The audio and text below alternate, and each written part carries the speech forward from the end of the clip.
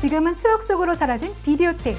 8, 90년대생이라면 재롱잔치 비디오 하나쯤은 가지고 있을 텐데요. 어린 시절 비디오를 봤다면 이 영상 기억하실 겁니다. 옛날 어린이들은 호환, 마마, 전쟁 등이 많았다. 옛날 어린이들은 호환, 마마, 전쟁 등이 호랑이에 당하는 것을 호환이라 하는데요. 과거 한반도에는 호랑이가 많이 살았고 그만큼 호환이 일상적으로 일어났습니다. 이 악명 높은 호랑이도 무서워하는 게 있다고 합니다. 바로 오늘의 주제, 곶감입니다. 긴 겨울밤 허기를 달래던 곶감은 감을 따서 껍질을 벗긴 후 50여일 이상을 말려야 맛볼 수 있는 귀한 간식입니다.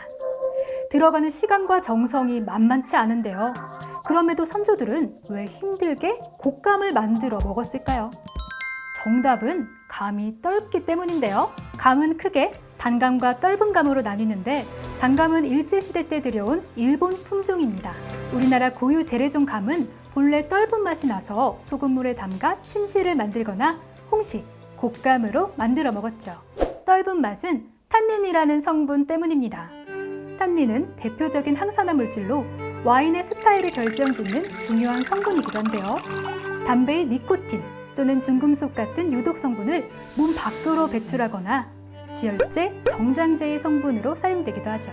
하지만 설사를 멈추게 한다는 건 많이 먹을 경우 변비에 걸릴 수 있다는 뜻이기도 합니다. 또한 탄닌은 철분 흡수를 방해합니다. 빈혈이 있거나 임산부라면 철분제와 곶감, 시차를 두고 섭취하는 게 좋다고 해요. 한방에서 추천하는 고혈압 예방식품 곶감에는 감에 좋은 영양 성분들이 그대로 응축되어 있습니다. 비타민C는 사과의 2배, 비타민 A는 홍시의 6배 이상. 하지만 칼로리도 높아요. 최근 곶감이 주목받는 이유는 치매 예방에 도움이 된다는 연구 결과 때문인데요. 기억력에 관여하는 물질은 증가시키고 치매를 유발하는 물질은 감소시킨다고 합니다. 추억을 오래 간직하고 싶은 만큼 맛있는 곶감 먹고 뇌 건강까지 챙겨보는 건 어떨까요? 감나무 품종은 알려진 것만 200종 이상으로 지역에 따라 다양합니다. 둥글둥글한 상주 둥시, 쟁반처럼 납작한 청도 반시, 고종 황제가 좋아했다 전해지는 산청 고종시, 먹물을 뿌린 듯 까만 점이 인상적인 임실 먹시 등이 대표적이죠. 이 중 곶감의 전통과 역사성을 인정받아 국가 중요 농업유산으로 지정된 곳이 있다고 합니다. 곶감 하면 떠오르는 곳, 쌀, 명주와 함께 300의 고장으로 불리는 곳, 상주입니다.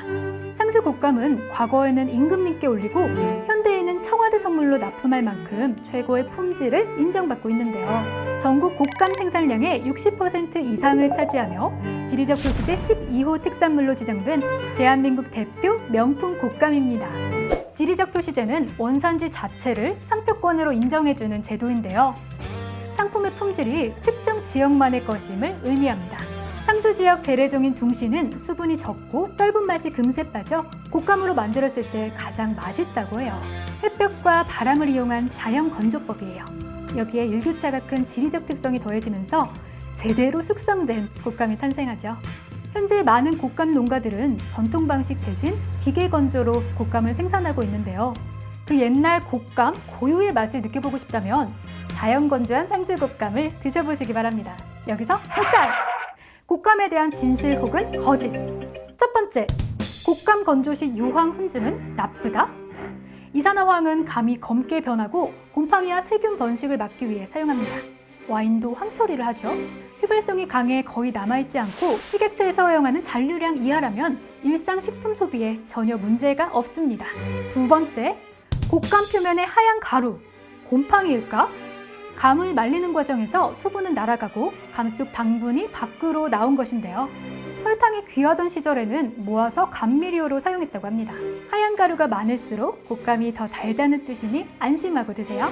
2020년 10월 곶감이 국제식품규격으로 채택되었습니다. 세계적으로 건강식품, K푸드에 대한 관심이 높은 상황에서 자유롭게 수출할 수 있는 발판이 마련된 셈이죠. 새로운 가치를 더할 수 있는 전통이 있다는 것. 선조들이 남겨준 가장 큰 자산이지 않을까 생각해보며 H2O 여기서 인사드릴게요.